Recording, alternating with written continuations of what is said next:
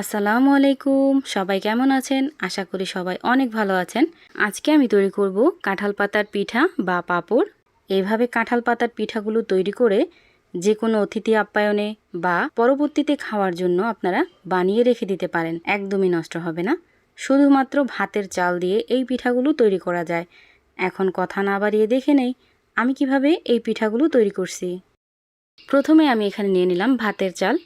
রান্নার রেগুলার যে চালটা থাকে ওই চালটা আপনারা আধ ঘন্টা আগে ভিজিয়ে রাখবেন।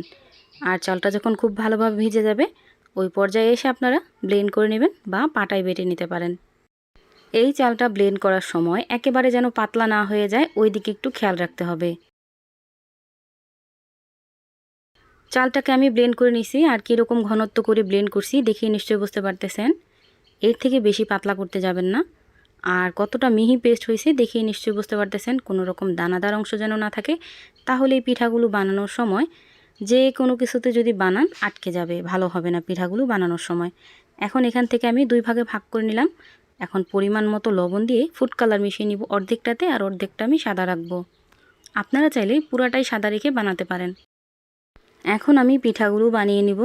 এই জন্য এখানে কিছু কাঁঠাল পাতা নিয়ে নিছি, আর এই কাঁঠাল পাতাগুলোকে আমি তেল মেখে নিছি।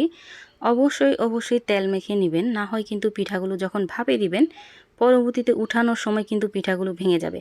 আমি কিভাবে পিঠার ডিজাইনগুলো দিতেছি দেখেই নিশ্চয়ই বুঝতে পারতেছেন। হয়তো আমার থেকে আপনারা বেশি সুন্দর করে এই ডিজাইনগুলো দিতে পারবেন। এখন এই সেমভাবে আমি সবগুলো বানিয়ে নিব। সবগুলো পিঠা আমি একইভাবে বানিয়ে নিছি। আর এখন এই পিঠাগুলোকে আমি ভাপে দিয়ে দিব।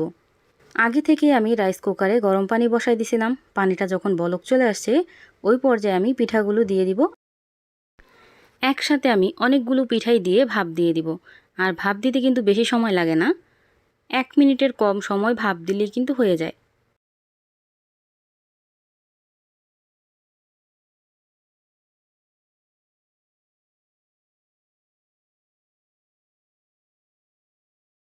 এভাবে আমি অনেকটাই দিয়ে দিলাম। এখন ঢাকনা লাগিয়ে ঢেকে রেখে দেব 1 মিনিটের মতো। এই তো 1 মিনিট হয়ে গেছে। এখন আমি ঢাকনা উঠিয়ে সবগুলো পাতা পিঠা উঠিয়ে নিব।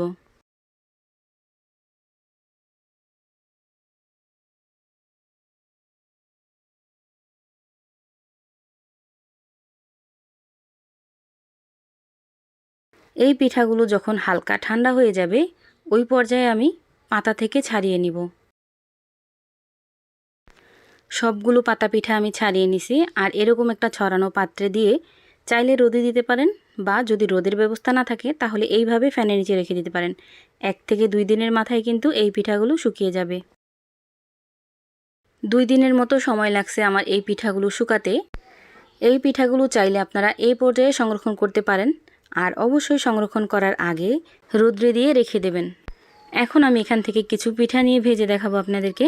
এই জন্য আগে থেকে আমি কড়াইয়ে পর্যাপ্ত পরিমাণ তেল দিয়ে দিছি।